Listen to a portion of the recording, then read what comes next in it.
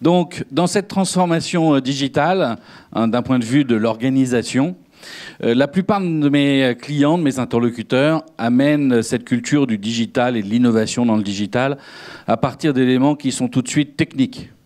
Donc on va avoir le sentiment que le digital, c'est de la techno. Donc des séries de compétences. On cumule des compétences nouvelles. Il faut aller rechercher des profils qui n'existaient pas. Alors oui, c'est un peu de ça, mais c'est pas suffisant. Parce que vous pouvez mettre toutes les meilleures compétences nouvelles dans une structure.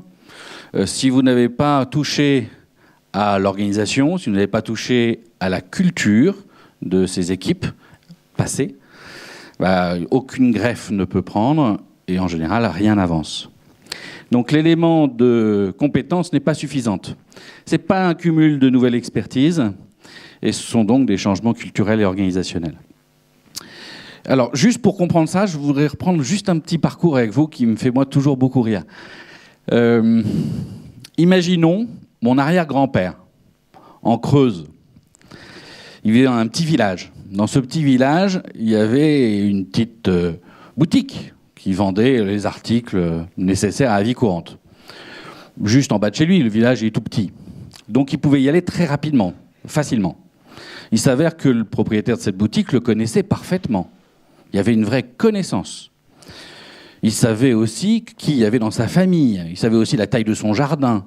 Il avait donc énormément d'informations qui fait que régulièrement, il disait « Ah, au fait, monsieur Pasquier, j'ai reçu une dernière brouette et j'ai vu que la vôtre était complètement cassée. » Donc il faisait de la préconisation. Et puis, en même temps, on commençait à discuter avec lui au café le matin, avec celui qui vendait les brouettes. Et puis, il nous disait « Tiens, au fait... T'as vu, l'hiver, il fait froid, là, mais j'ai reçu des manches, là, et j'ai vu que ta brouette, elle n'avait pas de manches, c'était en métal. Tu sais, tu risques d'avoir un peu froid aux mains. Puis se retrouver chez le boulanger, après, et puis continuer à dire « Et tu les as reçus, les manchons ?»« Oui, j'ai reçu mes manchons, tu peux venir quand tu veux. » Et puis continuer la vente plus tard. C'est-à-dire que la vente, elle pouvait démarrer un lieu, se poursuivre ailleurs, et continuer à la fin. Il me semble que c'est l'innovation qu'Amazon avait mis en place. Ouais, mais là, c'était 300 ans avant.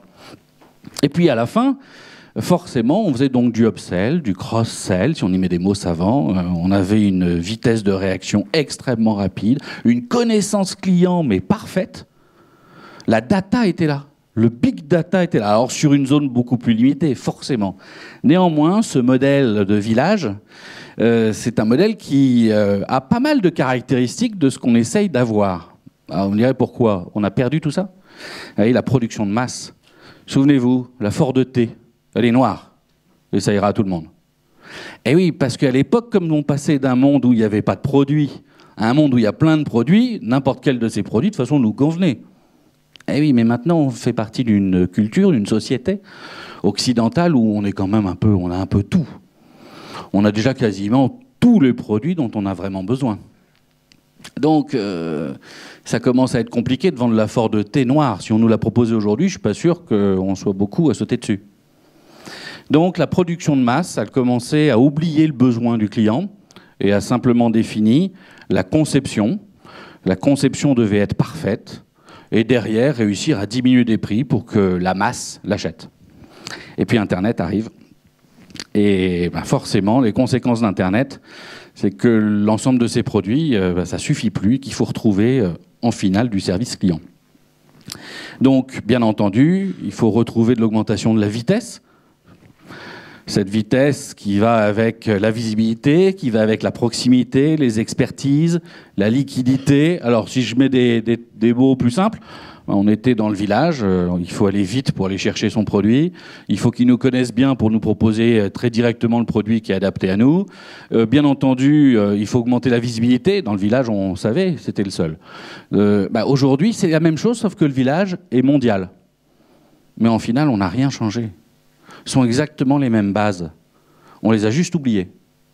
Et si on revient simplement avec cette logique-là, mais en y rajoutant, bien entendu, l'évolution technologique, le fait que notre village il est devenu beaucoup plus gros, que nos données, elles sont beaucoup plus larges, et qu'on ne peut plus le faire simplement parce qu'on se souvient de notre voisin. Ah oui, maintenant, il y a des outils. On va mettre un modèle Hadoop de base de données. On va récupérer de la donnée en masse. Bien sûr, on va y mettre de la technologie, mais pour arriver au même but, au même objectif. Ce qui veut dire qu'Internet, le digital, l'innovation là-dessus, oui, tout change, mais rien ne change. Les outils changent, la manière d'aborder les choses change. Mais en final, la problématique première qui est que j'ai un besoin que je ne sais pas forcément toujours exprimer au mieux, et j'ai quelqu'un en face qui me comprend et qui est capable de m'apporter ce dont j'ai besoin au moment où j'en ai besoin, ça devient beaucoup plus simple, mais c'est ce qui existait il y a 300 ans. En final, lorsqu'on est... Alors je rajoute les nouveaux modes d'échange parce qu'on revient à quelque chose, on parle de crowdsourcing, on parle d'open innovation. Mais en final, la base de ces éléments, c'est simplement de se dire qu'à un moment donné, on est capable de ne plus cacher ou protéger son savoir, mais on est capable de l'ouvrir et de penser que notre savoir, plus le savoir de notre voisin, fera un savoir plus important. Mais globalement, il me semble, en tout cas quand mon grand-père me racontait son arrière-grand-père, que dans le village, on était plutôt comme ça. Donc on revient à des éléments, là encore, qui sont que cette ouverture, aller vers les autres, être capable de se mettre en proximité, c'est ce qu'Internet nous a rappelé. Alors c'est marrant parce que si on parle d'innovation, je m'amuse souvent puisque, heureusement, j'interviens pour créer par exemple des cellules d'innovation dans les entreprises. Donc on démarre en disant, bon, alors le directeur R&D, il a quelles compétences? Et puis on fait des cumuls de compétences. Mais en final, qu'est-ce qui fait qu'il y a de l'innovation dans une entreprise? D'abord, on n'est pas en risque. On accepte le risque, c'est-à-dire je peux me tromper et il n'y aura pas de conséquences. Donc j'accepte de me tromper. On parlait ce matin ensemble du fait qu'aujourd'hui on est dans un élément où l'échec, c'est une bonne chose. Le cumul d'échecs. On est dans un monde du test and learn. On apprend par petits échecs. Alors petits ou grands, ça dépend de la valeur, là où on est. Mais en final, le chirurgien, il apprend aussi en se trompant. Et que ça, c'est quelque chose que l'industrie avait oublié, puisqu'on était dans le fait d'être dans la conception. On passait des années à concevoir quelque chose le plus finement possible. Et puis ensuite, on pouvait y passer 3 ou 4 ans, c'était pas gênant, puisque de toute façon, après, la voiture qu'on avait fabriquée, on allait la vendre pendant 15 ans. On avait bien récupéré notre mise, mais c'est fini ça. Votre voiture, elle dure 2 ans. Si vous avez 3 ans de conception avant, ça va être compliqué. Donc vous êtes obligé de comprendre quel va être le besoin de celui qui est en face de moi, de réussir à parler avec lui, et puis ensuite de commencer à avancer, à mettre le premier pas, et puis au bout de ce premier ou de ce deuxième pas, se rendre compte qu'on ne va pas forcément dans la bonne direction, donc on va réorienter. Le test and learn. Juste un élément culturel, mais en final, pas beaucoup de changements par rapport à avant, c'est juste une manière de voir les choses. Donc une adaptation nécessaire, avec des cycles de vie plus courts, je viens de vous en parler.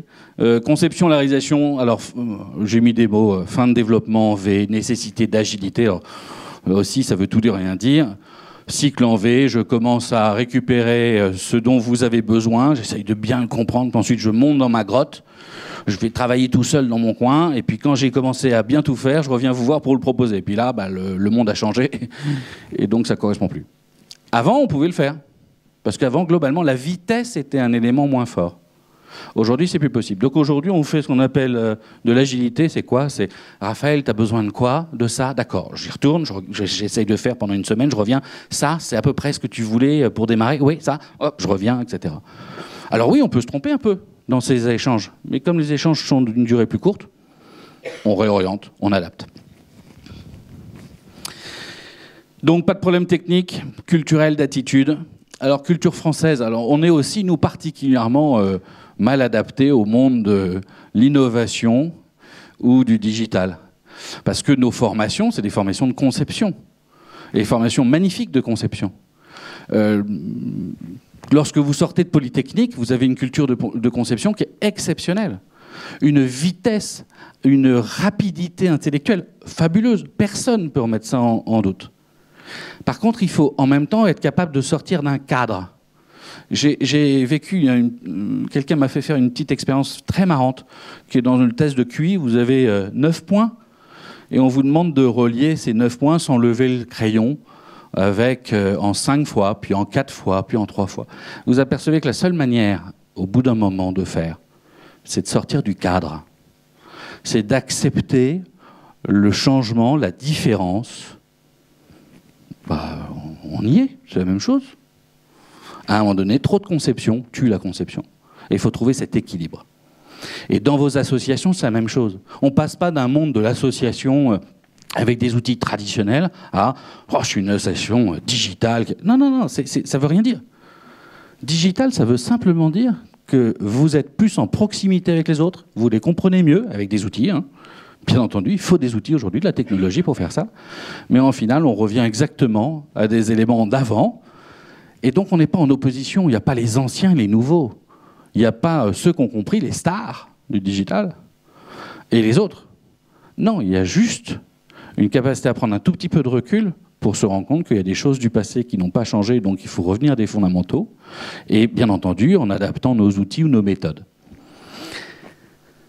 J'avance parce que sinon je ne vais jamais tenir. Modèle B2B, modèle B2B2C. Bah oui, forcément, puisque quand vous étiez dans un modèle B2B, je construis ma voiture. Pour qui? Non, je construis ma voiture. Maintenant, je construis ma voiture pour qui? Donc je suis bien obligé de savoir à la fin qui est-ce qui achète ma voiture. Si je veux savoir qui achète ma voiture, je fais comment? Bah, je suis obligé de me rapprocher de mes clients, donc de mes consommateurs. Donc mon modèle est B2B2C. Et des modèles purement B2B, il y en a de moins en moins, parce que la finalité, c'est quand même qu'à la fin, il y ait quelqu'un qui ait le service. Et donc on ne peut plus réagir uniquement dans un modèle B2B. Je vous donne là encore un exemple. Je crois que j'ai encore... À quelle heure il faut que ça s'arrête? Ah, dans 2 minutes. Bon. Alors je passe. Je passe. Donc modèle vertical de l'organisation, modèle matriciel. Avant on était vertical, il y avait un patron, ensuite un N-1, ensuite un N-2. Ensuite on s'est dit, oh là, ça c'est trop long pour nos nouveaux modèles, on va mettre des matrices. Donc je suis responsable hiérarchique, mais en même temps tu as un responsable fonctionnel à côté de toi. On a gagné un tout petit peu de temps. Hein. Aujourd'hui on est dans un modèle qu'on peut appeler bulle, pâquerette. Alors ça veut dire quoi? Ça va avec le modèle agile avant. C'est de dire simplement que je suis un patron, un manager, j'ai des épaulettes, c'est moi qui dirige, mais en même temps, il faut que je sois un contributeur. Parce que la vitesse d'Internet a fait qu'on ne peut plus simplement être des gens qui comprennent horizontalement les choses. Il y a trop de choses. Il faut avoir une verticalité. Ce que moi j'appelle le modèle T-shape. Vous êtes obligé, professionnellement aujourd'hui, de savoir ce que votre voisin fait, parce que pour faire de l'innovation, vu que le boulon qu'on a serré de la voiture, on ne peut plus le serrer le plus, on n'a pas arrêté de le serrer. Maintenant, il faut inventer un modèle où il n'y a plus de boulon. Sauf que moi, je suis expert boulon. Donc ça ne marche pas. Il faut que je me rapproche de quelqu'un qui soit expert colle. Donc il faut pouvoir aller dialoguer avec les équipes qui sont à côté. Donc il faut cette verticalité, cette horizontalité-là. Par contre, si vous ne connaissez rien à rien sur votre domaine, sur votre expertise, et que vous restez dans le fauteuil, comme on avait sur des dirigeants il y a quelques années, moi je sais rien, c'est les autres qui savent tout. Hey, le seul problème, c'est que comme les choses deviennent de plus en plus rapides et que sont de plus en plus compliquées, il faut que vous ayez quand même quelques verticalités pour pouvoir avancer. Et moi, il faut que je me dépêche. Donc, modèle T-shape, je vous en ai parlé. Impact sur la comité de direction. Il y a une époque où vous aviez des comités de direction, il n'y a pas longtemps, dans les années 80, 38 personnes. Je ne veux pas le donner, une grande banque française, 38 personnes. Super, parce que le dirigeant, il avait comme ça un petit peu de savoir de toute son entreprise. Donc un peu de verticalité. Le problème, c'est que pour faire de l'innovation, il faut se faire confiance. On en a parlé tout à l'heure. Et donc, à 38, c'est plus compliqué de se faire confiance. Donc, ils ont pris la décision, dans les années 90, 4 personnes. Ah, et le problème, c'est qu'à 4 personnes, il y avait qui? Direction financière, direction des ressources humaines, de temps en temps, direction des ressources humaines, pas toujours, le DG, puis le patron métier, 1 ou 2 patrons métiers, 4-5 personnes. Le marketing, nulle part. L'informatique, la technologie, nulle part. Donc à force de ne pas avoir ces verticalités-là, eh bien, on passe à côté. Donc aujourd'hui, on est en train de remettre des comités de direction qui sont plutôt autour des 8 à 12 personnes et de faire remonter le marketing et les systèmes d'information, puisque maintenant, pour toute action, on a du marketing. Le marketing, c'est juste je comprends l'autre. Hein. Et puis on a de l'informatique, parce que pour comprendre l'autre, mais pour mettre en œuvre, on a de plus en plus de technologies qui vont en face. J'avance vite, je vous promets. Vous retrouverez mes slides. Hop, je passe. Donc, culture digitale qui se caractérise donc par une augmentation de l'autonomie, comme l'innovation. L'innovation, il faut être autonome. Ouverture d'esprit, je vous ai donné quelques exemples de la nécessité de cette ouverture d'esprit. Flexibilité, être capable d'avoir un esprit entrepreneurial. Oui, je suis capable de prendre des risques. Prendre des risques, c'est juste avoir un esprit entrepreneurial. J'accepte de prendre quelques risques. Capacité à prendre, à maîtriser absolument les résultats. C'est-à-dire qu'on accepte de se tromper. Par contre, on vérifie en permanence le test and learn, l'efficacité de nos actions. Et dans une communication qui se doit d'être beaucoup plus simple, beaucoup plus directe, puisque la question de vitesse est au cœur, et la question de la confiance est au cœur. Pas d'innovation sans confiance, pas d'innovation sans proximité, mais donc ça veut dire qu'il faut être capable d'être simple, d'être direct, d'être moins empoulé, de se prendre un peu moins au sérieux. Je passe ça parce que sinon je vais me faire taper sur les doigts, mais des différences simples entre l'offre et la demande, entre la culture analogique et la culture digitale, donc je vous ai mis quelques exemples. La même chose dans les prises de décision, avec des niveaux de hiérarchie qui sont très forts. Donc vous posez la même question sur toutes vos associations. Est-ce que ma hiérarchie est forte? Est-ce que j'ai des managers contributeurs? Est-ce que je suis plutôt dans une prise de décision lente ou rapide? Est-ce que je suis orienté processus? Ou est-ce que je suis orienté résultat? Voilà, ça, ce sont les éléments différents sur le digital et la même chose sur l'innovation. Je les passe, vous retrouverez les slides si vous avez besoin. Donc, ce qui fonctionne simplement, raccourcissement des niveaux hiérarchiques, cette culture T-shape, parce que si vous avez 25 niveaux, forcément la prise de décision est beaucoup trop lente. On est dans la destruction des verticaux uniquement, je vous dis tout à l'heure, on ne peut plus réinventer, on ne peut plus serrer plus le boulon, il faut aller chercher d'autres idées, donc on a plus d'horizontalité et moins de verticalité. On est dans une mise en place de projets stratégiques, c'est-à-dire qu'il faut absolument savoir où on va. Il y a Lao Tse, qui était un vieux chinois, qui disait que pour avancer dans la vie, il faut regarder devant soi, parce que si on ne regarde pas devant soi, on se prend l'arbre. Mais attention, oublions pas nos pieds, sinon on tombe dans le ravin. Ben, c'est exactement la même chose, il faut être pragmatique, mais en même temps être un peu stratégique. Mise en place de culture T-shape, rapprochement de ces trois domaines qui sont technologie, humain, marketing et business. Et tout ça pour dissoudre, puisqu'à la fin, le digital, je vous ai dit, c'est juste le village d'avant. Donc on va absolument pas être des digitaux toute notre vie, c'est juste une période. Et cette période s'éliminera au fur et à mesure, à partir du moment où l'acceptation sera là et où le digital sera réintégré dans vos associations. C'est donc pas un but, c'est juste un outil, un canal, une culture. Merci à vous, je suis désolé, j'ai dépassé largement de 4 minutes mon temps.